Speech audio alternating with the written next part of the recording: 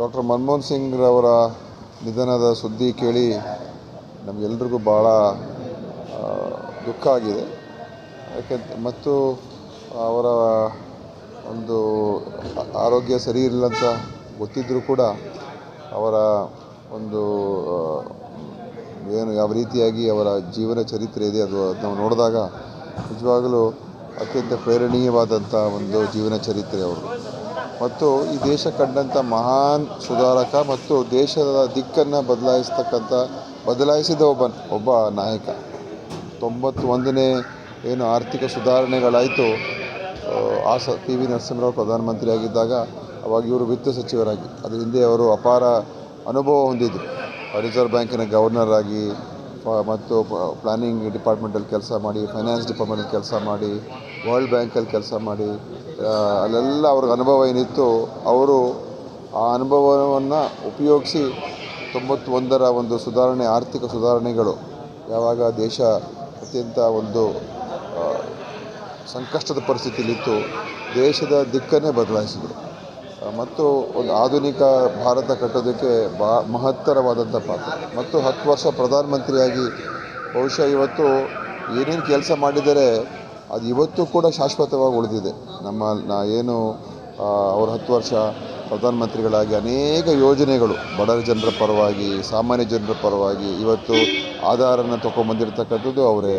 ಮತ್ತು ಅವ್ರ ಕಾಲದಲ್ಲಿ ಮಾಹಿತಿ ಹಕ್ಕು ಕಾಯ್ದೆಯನ್ನು ರಾಷ್ಟ್ರ ಮಟ್ಟದಲ್ಲಿ ಅನುಷ್ಠಾನ ಮಾಡಿದ್ರು. ಆರೋಗ್ಯ ಹಕ್ಕು ಕಾಯ್ದೆ ಅಂದರೆ ಆರೋಗ್ಯ ಹಕ್ಕಲ್ಲ, ನಮ್ಮ ಆಹಾರ ಹಕ್ಕಿನ ಕಾಯ್ದೆ, right to food, right to ಎಜುಕೇಷನ್ನು, ಮತ್ತು ಭಾಳ ಮುಖ್ಯವಾಗಿ ಏನು ಉದ್ಯೋಗ ಖಾತ್ರಿ ಯೋಜನೆ. ಈ ರೀತಿಯಾಗಿ ಹೇಳಬೇಕಾದ್ರೆ ತುಂಬ ಹೇಳ್ಬೋದು. ಆದರೆ ವಿಶೇಷವಾಗಿ ಏನಂತ ಹೇಳಿದ್ರೆ ಬಹಳ ಸರಳ ವ್ಯಕ್ತಿ, ಯಾವುದೇ ಆಡಂಬರ ಇಲ್ಲ, ಯಾವುದೇ ಅಪೇಕ್ಷೆ ಇಲ್ಲ, ಯಾವುದೇ ಅಧಿಕಾರದ ಹಾಹಾಕಾರ ಇಲ್ಲ, ಯಾರ ಮೇಲೂ ದ್ವೇಷದ ರಾಜಕಾರಣ ಮಾಡಲಿಲ್ಲ. ಒಂದು ದೇಶದಲ್ಲಿ ಅವರಿದ್ದಾಗ ಒಂದು ಮುಕ್ತ ವಾತಾವರಣ ಇತ್ತು ದೇಶದಲ್ಲಿ. ಯಾರು ಏನು ಬೇಕಾದರೂ ಹೇಳ್ಬೋದಾಗಿತ್ತು, ಯಾರು ಏನು ಬೇಕಾದರೂ ಮಾತಾಡ್ಬೋದಾಗಿತ್ತು. ಆ ರೀತಿಯಾದಂಥ ಒಂದು ಪ್ರಜಾಪ್ರಭುತ್ವದ ಒಂದು ಎತ್ತಿ ಹಿಡಿದಂಥ ಒಬ್ಬ ಪ್ರಧಾನಮಂತ್ರಿ. ಯಾವ ಭಯದ ವಾತಾವರಣ ಇರಲಿಲ್ಲ.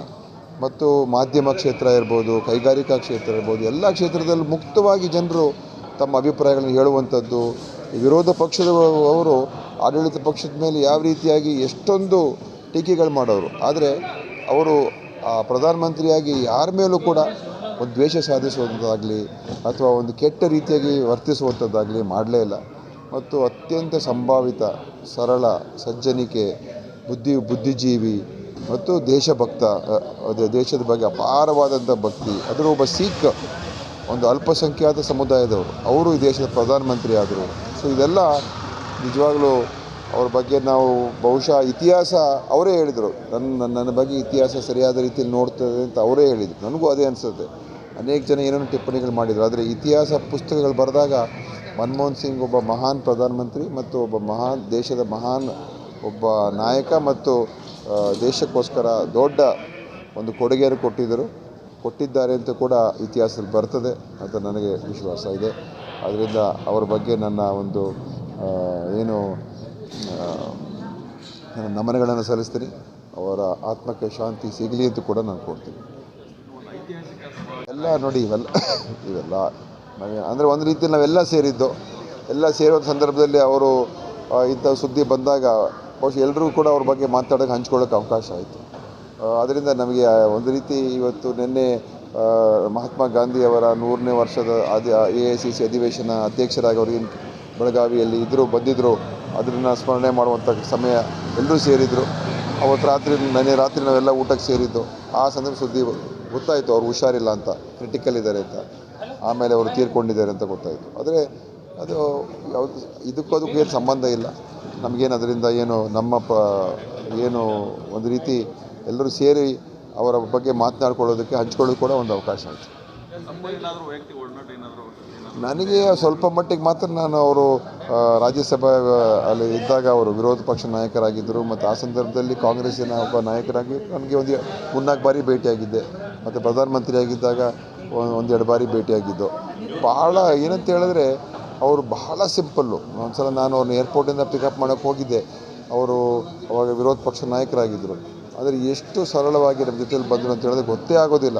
ಒಬ್ಬ ದೊಡ್ಡ ವ್ಯಕ್ತಿ, ಮೇಧಾವಿ, ಬುದ್ಧಿಜೀವಿ ಮತ್ತು ದೇಶದ ಒಬ್ಬ ಮಹಾನ್ ಅಂದರೆ ಏನೂ ಇರಲಿಲ್ಲ. ಅಂದರೆ ಸರಳತೆಯಲ್ಲಿ ಸರಳತೆ. ನನಗನ್ಸುತ್ತೆ ಅವ್ರಿಗಿಂತ ಸರಳವಾದಂಥ ವ್ಯಕ್ತಿ ಇನ್ಯಾರಿರಲಿಲ್ಲ. ಅವ್ರಿಗಿಂತ ಸಿಂಪಲ್ ಮನುಷ್ಯ ಮತ್ತು ಏನು ಅವ್ರಿಗೆ ಯಾವುದೇ ಆಸೆಗಳಿರಲಿಲ್ಲ. ಸೊ ಅಷ್ಟೇ ನಾನು ಕೊಂಚ ಅನುಭವ ಅವ್ರ ಜೊತೆ ನಾನು ಹಂಚ್ಕೊಂಡಿರುವಂಥದ್ದು. ಮತ್ತು ಬೇರೆ ಸಂದರ್ಭಗಳೆಲ್ಲ ನಾನು ನೋಡಿದ್ದೀನಿ, ಅವರ ವರ್ತನೆಗಳು ನೋಡಿದ್ದೀನಿ ಹತ್ತಿರದಿಂದ. ಕಾರ್ಯಕ್ರಮಗಳಲ್ಲಿ ಬಹಳ ಒಳ್ಳೆಯ ರೀತಿಯಲ್ಲಿ ಅವ್ರು ವರ್ತಿಸ್ತಾಯಿದ್ರು, ಗೌರವಿಸ್ತಾಯಿದ್ರು ಅಂತ ಹೇಳ್ಬೋದು.